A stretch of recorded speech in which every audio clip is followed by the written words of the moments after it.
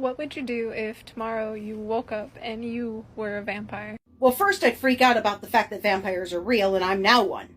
And then after I thought about it, I'd see if the hypnosis powers are real. Because if they are, I'll use them to destroy the careers of several local politicians in my city. After that, I will travel up to Montreal and I will seek out Vegan Epstein. And I will use my hypnosis powers to make her confess to all of her crimes, including the fact that she harassed Tommy Innit and many other children, so they are now part of the Me Too movement. Tommy Innit can now use the hashtag Me Too, and the fact that she's abusing Bella by forcing that poor dog to be vegan, and that dog is not healthy and happy. That dog looks like it's dying of cancer. Then, you know what Anabuse does to people who take it and then drink a little bit of alcohol? Well, I'd make it so she can't even think the word vegan without projectile vomiting, so she would have to give up the vegan lifestyle and start eating meat again. Here's the problem with that idea and that whole joke.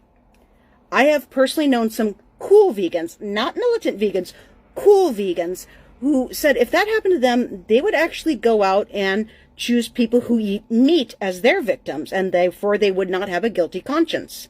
What you actually want to do in the case of a militant vegan like Vegan Epstein is you want to turn them into a werewolf, because werewolves do not have free will and self-control.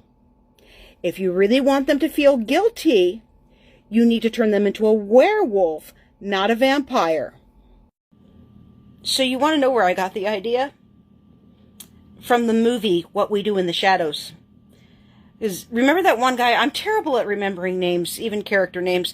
The one who gets turned into a vampire during the movie, and he puts the other vampires at risk by announcing to everybody that he's a vampire. And he brings in Stu, his friend Stu, the IT guy. Well, he's talking to the other guys about Stu and about why they shouldn't eat him. And he even says to the one who turned him, the one that kind of looks like a Nosferatu, hey, Stu's a vegetarian. Please don't turn Stu into a vampire because he might feel bad if you turn him into a vampire because he's a vegetarian. And then, of course, later on in the movie, spoiler alert, Stu becomes a werewolf. I've always felt really, really bad for Stu in that movie. I always have.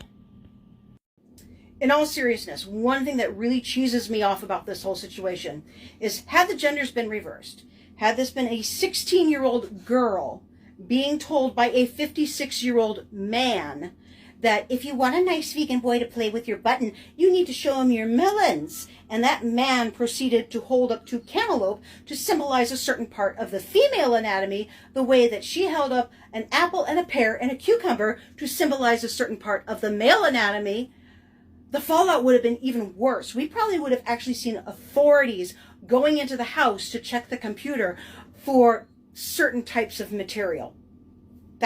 But because Tommy and the others are biologically male, there are people excusing what she did, even though what she did is disgusting and vile, and making jokes about it and acting like he wanted it. Men can be victims, all right? Men can be victims. Well, you see what the lack of animal protein has done to her brain. Her blood probably has absolutely no nutrition. She's probably not even getting enough from the supplements that she needs to take to make up for the lack of animal protein.